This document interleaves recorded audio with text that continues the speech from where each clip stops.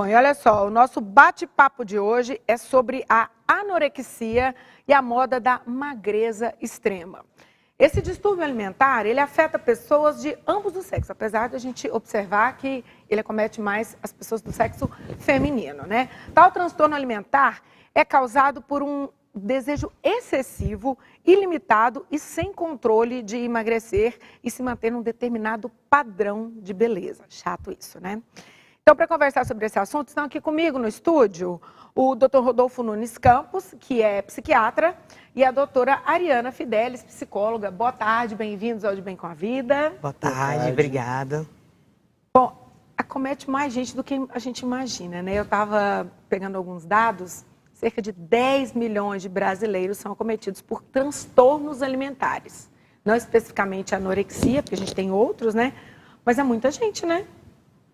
Muita gente, né? A maioria acaba não sendo reconhecida e tratada. Agora, vamos lá. Para começar, a gente tem que esclarecer o seguinte: os transtornos alimentares, eles afetam esses cerca de 10 milhões de brasileiros, mas como é que fica a questão dos diagnósticos dos transtornos alimentares? Eles têm crescido no mundo todo. Por quê? Vamos começar aqui. Doutor, por que os diagnósticos de TA têm crescido no mundo? Provavelmente porque eles passaram a ser mais reconhecidos também, né? Em parte porque se discute mais o assunto e as pessoas, a sociedade fica mais atenta e passa a reconhecer mais.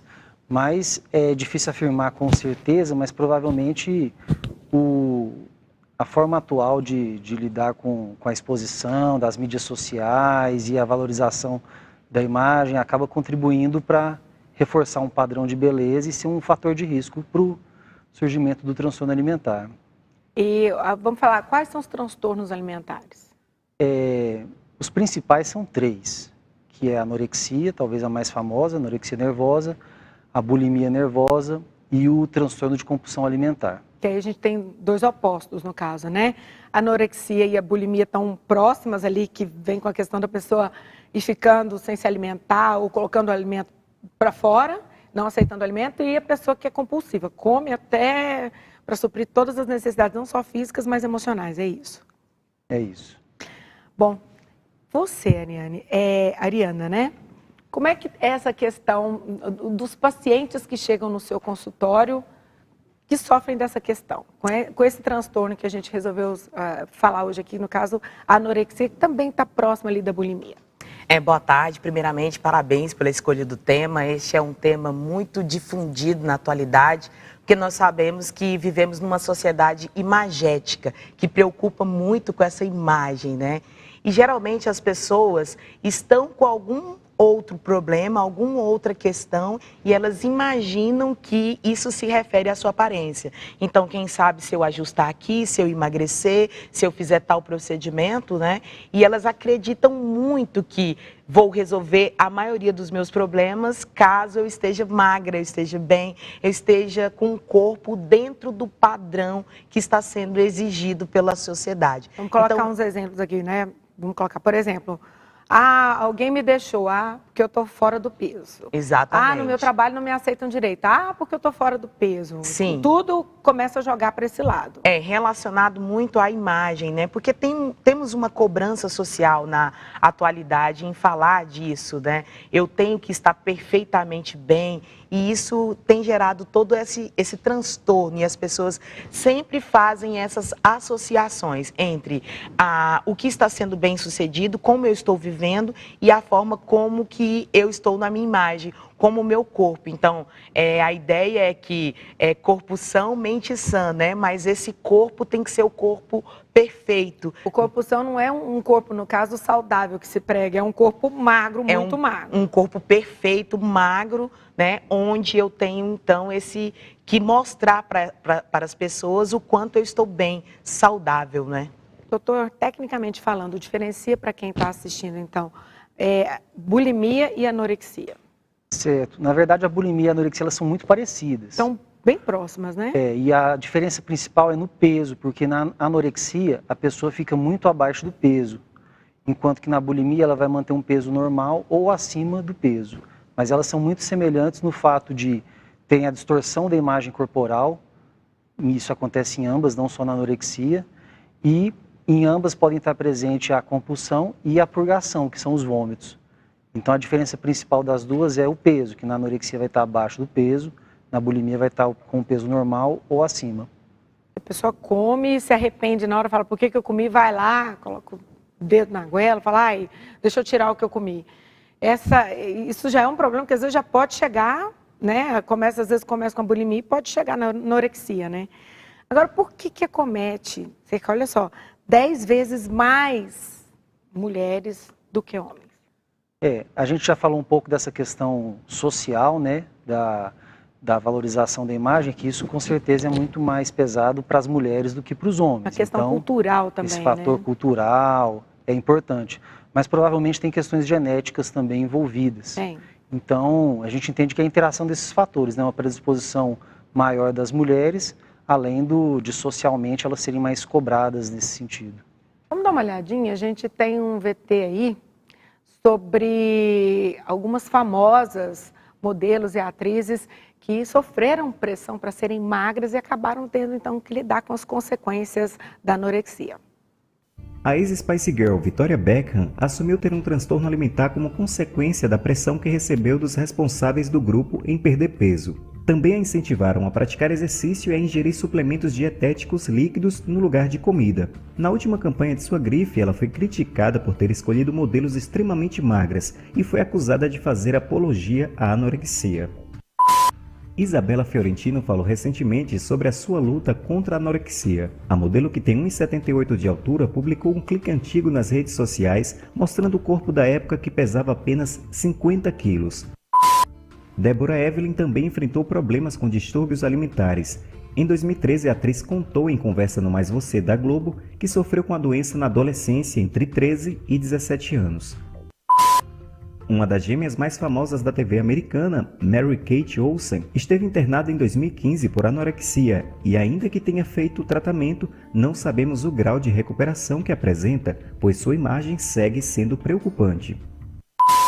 Cássia Kiss teve bulimia por 13 anos. Em 2009, a atriz contou em entrevista à revista TPM que a doença veio por causa da falta de afeto e da sua solidão.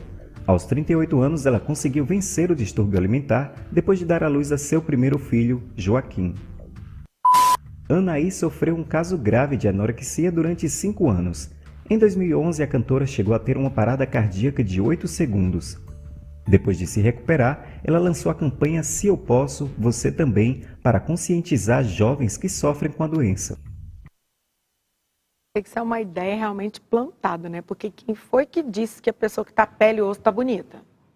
Essa ideia de que a beleza é a magreza extrema, né? Quem foi que disse que a pessoa está ali quase custando ficar em pé é algo bonito, né? É uma coisa que foi construída. E a gente tem que lembrar que as pessoas que sofrem esse tipo de transtorno, a anorexia no caso, elas sentem fome, elas não têm ausência de fome. É uma coisa da cabeça muito bem definida ali, que ela martela, tipo, não vou comer porque não é para comer, porque eu quero emagrecer, e é um esforço grande. Porque na verdade ela se olha no espelho e ela se vê alterada, ela vê a distorção da imagem corporal, né? É como se ela olhasse no espelho e visse que ela ainda está gorda. Então ela tem desejo, ela tem a vontade de comer, no entanto, ela luta com aquele comportamento ali, que é um comportamento fisiológico, que como que nós, seres humanos, vamos decidir, não vamos comer mais, não tem como, né? Mas ela luta com uma necessidade fisiológica, por quê? Porque ela se vê com essa distorção de imagem, ela se vê ainda gorda, ela se vê mal, ela vê que aquela imagem dela não está bem, não está bacana, então por isso que ela se priva dessa necessidade fisiológica. E essa luta aí de, não vou comer, estou sentindo fome, mas não vou comer, isso vai desenvolvendo outros transtornos? Porque já que a pessoa está se privando... Gente, não sei vocês, mas quando eu estou com fome, eu já fico num mau humor, assim. Tem explicação para isso, doutor? Mas provavelmente está muito associado com outros transtornos de humor, sintomas ansiosos e depressivos, né? E é um caminho nos dois sentidos. Tanto o comportamento alimentar alterado dessa forma favorece que a pessoa tenha mais sintomas depressivos e ansiosos, quanto o contrário também. Às vezes já tem outro e termina. Geralmente não é isolado. Muitas vezes, quase sempre é acompanhado de um outro quadro. quais os sintomas, então, para se identificar que uma pessoa já está aí no quadro de anorexia? Para a gente ficar esperto. Certo. A evolução mais característica é, às vezes, uma menina, porque geralmente acometem mais mulheres do que homens mesmo, né? 10 vezes mais comuns. Não, e eu quero até ressaltar isso que você acabou de dizer, menina. Eu estava lendo, a maioria já começa na adolescência. Por que na adolescência? Isso, é a idade que ela costuma aparecer. Então, a evolução típica é uma menina, adolescente, que às vezes está um pouquinho acima do peso ou quer emagrecer até no início de uma forma saudável, mas aí durante esse processo ela acaba perdendo o controle e vai emagrecendo mais e mais. Então, a princípio, ela tem aquela percepção mais adequada de como está o seu físico e a que ponto ela quer chegar. O que acontece é que no decorrer do caminho, ela perde essa percepção, né? Como foi colocado, o ponto central que a gente chama de distorção da imagem corporal é isso, a pessoa não está vendo a imagem dela real de uma forma adequada. E aí, por isso que ela está magra, está mais do que magra e mesmo assim continua querendo emagrecer, porque a percepção dela está distorcida. De que forma a gente pode estar melhorando essa situação, então, assim, para os pais que estão com suas filhas adolescentes aí, às vezes, primeiro a gente reclama, às vezes, que a criança é ruim para comer, né? Às vezes a criança é difícil para comer, você fica forçando, depois ele começa a comer que não para mais, chega na adolescência, dá aquela fome, a gente passou por isso, a gente sabe que é uma fome incontrolável. E aí há um ganho de peso, que é natural, se a gente está comendo muito, está crescendo, precisa de energia, só que aí nesse momento, às vezes, os pais começam a falar, tem que ter cuidado. A gente sabe que tem que ter um cuidado pela saúde, porque a obesidade realmente não é algo saudável. Isso né, já é algo que a Organização Mundial de Saúde prepondera a respeito disso. Mas aí, às vezes, essa cobrança, essa cutucada, às vezes o adolescente pode receber de uma forma meio, como uma rejeição. Não posso engordar. Às vezes, muitas vezes, os pais acabam repetindo padrões comportamentais ao longo dos anos, né? Então, eu fui uma mãe que ouvi isso, então eu acabo replicando isso nos meus filhos. A gente precisa ficar atento contextualmente que, como vocês falaram, na adolescência isso aparece com maior expressividade, porque é o momento em que nós estamos aqui lutando para ser aceitos no grupo. Então, na adolescência, eu vou me firmar para ser aceito em um grupo. Então, o pai e a mãe, ao ver esse tipo de comportamento, muitas vezes, na nossa própria fala, olha, se você ficar gorda, ninguém vai te querer. Nossa, se você fizer isso, né? Ninguém vai casar com você. E então a ênfase neste corpo, no corpo perfeito, muitas vezes repetido por mães, pais, tias, né, no nosso contexto social, faz com que essa menina, né, como nós já acordamos aqui, que muitas vezes as meninas são as mais acometidas da anorexia, façam esses exageros e comecem por este caminho e acabam, como muito bem o doutor disse, perdendo, né, se perdendo no meio desse espaço temporal. E aí, quando eu vejo, já estou adoecida e o transtorno está instalado. Ou seja, algo muito importante que você colocou aí agora. Nós, mulheres, somos muito responsáveis por sair replicando e colocando isso de forma permanente na nossa sociedade. Sem sombra de dúvida. dúvida. Porque eu acredito que, como você colocou, é uma tia, é a mãe, tudo bem, às vezes o pai pode falar, mas sempre tem esse fundo. Olha, no trabalho, olha, o namoradinho, você não vai arrumar nem... Assim ninguém te quer. A mulher vira para outra, isso assim a gente acaba replicando uma coisa que às vezes a gente não para pensar. Exatamente. E isso faz com que nós, a cada vez, no processo de desenvolvimento, como um adolescente ele está sendo desenvolvido ainda, ele fixe essas ideias, essas crenças e chegue à fase adulta com esses distúrbios, né? Então a gente precisa se atentar muito a como nós conduzimos aí as nossas falas com as nossas crianças, porque infelizmente eu ouço constantemente isso. Minha mãe falou, meu cabelo não era bacana, meu corpo não era bom, a minha mãe dizia que eu não ia arrumar um emprego se eu me comportasse assim, e assim vai. Você precisa desconstruir isso tudo quando você está na fase adulta e às vezes já cheio de traumas, cheio de problemas, né? Exatamente. Doutora, aproveitando essa questão, que complicações podem resultar da anorexia? Muitas, na verdade é um dos transtornos psiquiátricos mais letais, que mais levam à morte.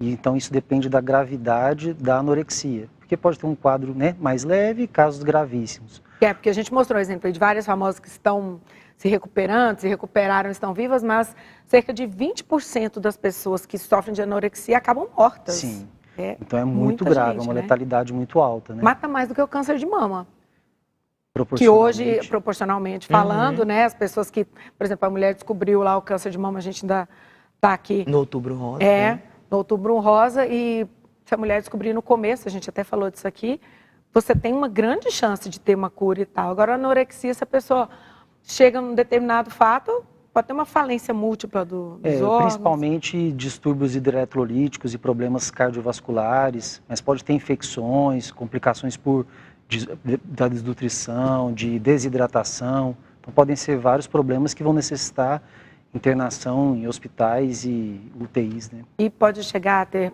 problemas, nesse caso, irreversíveis? É Quando possível chega que a seja esse reversível. ponto que a gente vê aí, que a pessoa está pele e osso, pode...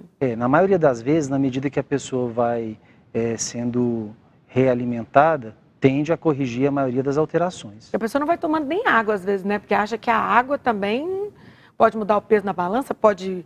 vai aumentar meu estômago. A pressão é tão grande, o surto que a pessoa fica é tão grande que acho que ela rejeita tudo, né? Nos casos mais graves, a presença familiar é indispensável, né? Porque na maioria das vezes a pessoa não vai espontaneamente perceber isso e decidir buscar auxílio. Então, sem ter o apoio de uma rede, de familiares, de outros profissionais, fica impossível reverter esse quadro. A gente aproveita para mostrar agora, olha só, o depoimento da Miss Plus Size Brasil 2022, a Tuane do Carmo Dias. Ela que já brigou com a balança, sofreu bullying, fez cirurgias para ficar magra. Só depois de muito tempo ela decidiu se aceitar como ela é e ser feliz com o corpo que tem. Vamos ver o que diz a Tuane. Meu nome é Tuane Dias, eu sou modelo plus size há mais de 6 anos e venho falar para vocês que nem sempre essa aceitação foi fácil. Eu vou em nutricionista desde que eu tinha 5 anos. E assim, a luta contra a balança para mim sempre foi uma coisa muito difícil, algo assim que a gente percebia que não era só por causa da saúde, né, que eu buscava esse emagrecimento desenfreado. Era também por causa da aceitação e do preconceito que eu sempre sofri na sociedade, bullying na escola, de uma forma geral, inclusive de familiares. Então, assim, eu já tentei várias dietas muito malucas, restritivas, já tomei medicação que eu nem sabia o que tinha dentro, eu passava mal, sentia tonturas, né? Em busca de um padrão que nem existe. Mas a partir do momento que eu resolvi me aceitar, que eu resolvi, assim, dar valor a quem eu sou, eu pude até me tornar uma Miss Brasil Plus Size, né, que eu ganhei esse título recentemente, agora em setembro de 2022, e é com muita alegria que eu venho falar para vocês que eu consegui sim, através de um processo lento e demorado de autoaceitação, aceitar o meu corpo como ele é, né? Eu que já, assim, massacrei tanto o meu corpo, já fiz tantas dietas malucas, inclusive cirurgia bariátrica, para tentar me enquadrar num padrão que não era o meu padrão, né? Então, assim, tô aqui para falar que é possível sim você se amar, você ser feliz do jeitinho que você é. Isso aí, Tony, a gente está mostrando o outro lado da moeda, né? Daquela pessoa que tentou, não chegou a ficar nessa aparência que a gente vê aí da pessoa distorcida, mas que lutou a vida inteira tentando ficar magra, sofreu muito e hoje se aceita como ela é. Doutor, quando a pessoa chega num ponto crítico da anorexia, quais os tratamentos disponíveis? Como é que é feito esse tratamento para a pessoa voltar? O senhor disse que a família tem uma participação muito importante nisso, mas como é que é feito? Como é que se recupera a pessoa? Certo. O primeiro ponto, pensando na gravidade, como a gente já conversou, é fazer uma avaliação clínica e identificar o que pode estar acontecendo. Uma infecção, desidratação, uma alteração hidroeletrolítica. Então, em cada caso isso pode ser variável, mas a princípio a maior urgência é ter essa segurança clínica. E na medida que ela começa a se estabilizar e tem condições de iniciar um tratamento medicamentoso, tem-se as opções disponíveis, essencialmente antidepressivos, mas outras medicações também. que são iniciadas e que a médio prazo e a longo prazo vão ajudar nessa estabilidade. E a terapia, doutora, nesse sentido? Como é que é feito esse trabalho?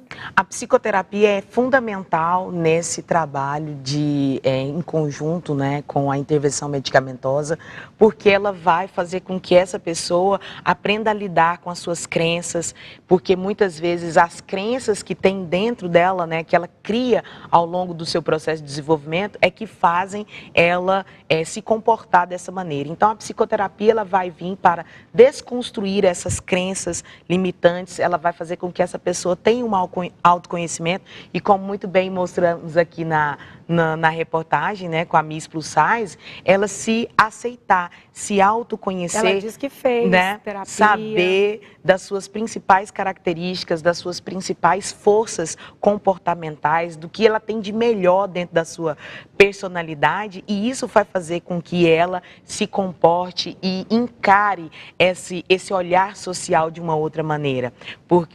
Então, a psicoterapia ela vai fazer com que essa pessoa ela aprenda a conviver com os seus fantasmas internos e saber que nem sempre eu preciso mudar para entrar num padrão. Quem disse esse padrão? Quem colocou esse padrão? É um padrão que eu coloquei ou foi as pessoas, a sociedade que colocou? Então, a psicoterapia vem para desconstruir isso, né? No caso, a pessoa que está tratando, né, fazendo a terapia, ela funciona, o cérebro fica mais ou menos como uma pessoa que trata de um vício? Por exemplo, a vida inteira ela vai ter que estar ali vigilante? A gente teve um exemplo de pessoas, por exemplo, com dependência química. Uhum. Tratou aí um dia após o outro, aquela luta, às vezes vai ficar bem tranquilo, mas em caso de anorexia, isso também ocorre, doutor? A pessoa fica livre 100%, pode nem lembrar, tipo, parte do meu passado não vai me perturbar mais. Como é que funciona nesse sentido o cérebro? Existem diferentes possibilidades. Há casos em que a pessoa tinha um quadro relativamente grave, com os tratamentos ela evolui completamente bem. Outros casos a pessoa consegue uma melhora significativa, mas não desaparece por completo, de alguma forma, aquela distorção e aquela preocupação. Mas o alvo do tratamento é buscar a melhora completa. É importante que a família também faça terapia, Ariane, a propósito, porque já que o problema às vezes sai de dentro de casa e a pessoa não percebe. Com certeza. A família, muitas vezes, Faz ela terapia tem... familiar. A família, muitas vezes, ela tem dificuldade em aceitar e perceber também os fatores, né, que a pessoa está ali desenvolvendo.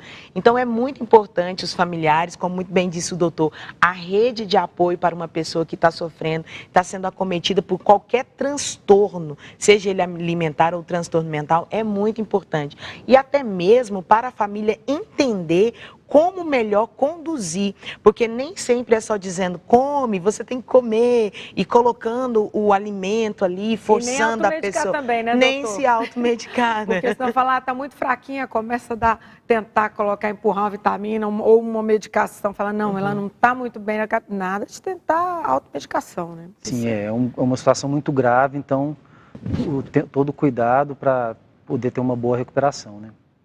Vamos deixar uma mensagem, então, para quem está nos assistindo com relação a essa questão dos transtornos alimentares. Eu agradeço muito a participação de vocês aqui, tanto a doutora Ariana Fidelis quanto o doutor Rodolfo Nunes Campos. Uma mensagem, então, para a gente encerrar? Bom, eu quero agradecer o convite, fico muito feliz por estar aqui com vocês, discutindo um tema de tanta relevância neste contexto que nós vivemos. O importante é que cada um de nós tenhamos a certeza de que temos características bacanas, temos características boas e que não precisamos entrar em padrões ditos ou ditados ao longo do tempo, culturalmente estabelecido. É importante cada um olhar para si e ver se está contente ou não com a imagem. E caso não esteja, que procure dentro da normalidade, dentro das probabilidades, dentro do apoio, de ajuda de profissionais, para que isso possa ser realmente considerado, tratado e que as pessoas não se sintam só. Tente sempre buscar ajuda, seja com familiares, seja com amigos. Importante a gente sempre pensar no nosso comportamento e no nosso bem-estar e se autoconhecer. Vamos valorizar as diferenças, até porque se todo mundo fosse igual e tudo fosse igual, que graça esse mundo teria, né? Essa diversidade, ela deve ser mais apreciada, respeitada, valorizada. Então vamos nos cuidar. Muito obrigada então por participarem conosco, tá? Agradeço. Nada. Olha só, a gente vai para um rápido intervalo, não sai daí que eu já volto com música para alegrar a nossa tarde.